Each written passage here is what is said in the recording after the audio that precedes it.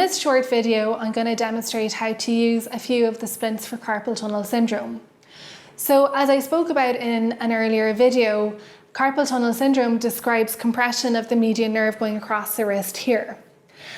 If you are diagnosed with carpal tunnel syndrome, the management will be divided into the conservative management and the surgical. Of the conservative management, you can do exercises, which we have demonstrated already, or you can use a splint.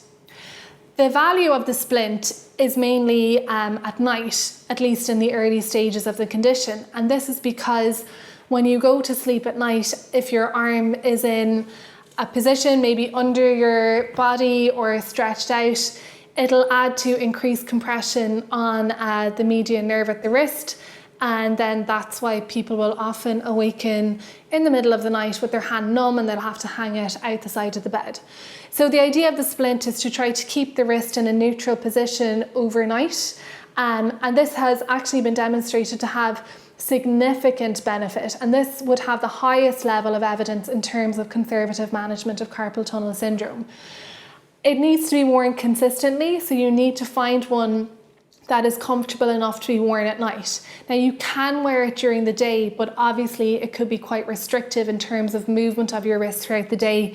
So if your symptoms are very bad and you want to wear it during the day, you might wear it in the evening time just to kind of support your wrist while you're not really doing a huge amount of other activity. So the splints can be bought in most pharmacies. These are the ones you can get in the pharmacies in Ireland that I got. They're not particularly expensive, and I'm just going to show how to use 3 of them.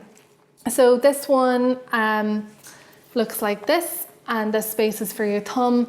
So you put your thumb in here, you have kind of a firm part here, and this is what helps keep the wrist in that neutral position overnight. So you put your thumb in there, and this tells you to close strap 1, which is this one here, and it's numbered for you, close strap 2, and close strap 3, and that's basically it. It's nice and neat, and like I said, it's not very expensive.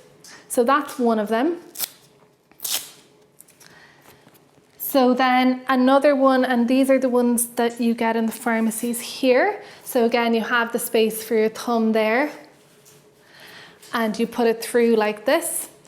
So it'll be the hard part will be again over the carpal tunnel, again to keep it in the neutral position.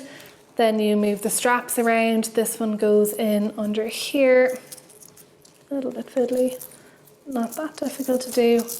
And then you pull that back and it goes on here. So again, this keeps your hand quite rigid. And actually what's probably particularly good about this one is that it comes right up to the base of your fingers. So some of the splints only come up to here, but coming up to the base of the fingers can be good, especially if this action brings on the symptoms of numbness in your hand, then this might be a good splint for you to go for. And again, like I said, it's particularly convenient to get here. And then the third one, again, very similar. You have your kind of rigid part, which goes over the carpal tunnel. You slip your hand in and put it like this. And then this has 3 little straps here, which will open because you can tighten them to kind of fit around your wrist like this and like that. And then you'll bring this one around here and this part down here. So this allows you a tiny little bit more space for movement of the hand. It feels a little bit better.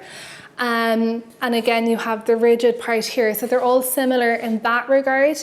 They all have a rigid part that will be against the wrist, and then that'll basically stop your wrist. So you can't really bend your wrist, which will allow protection of the nerve overnight.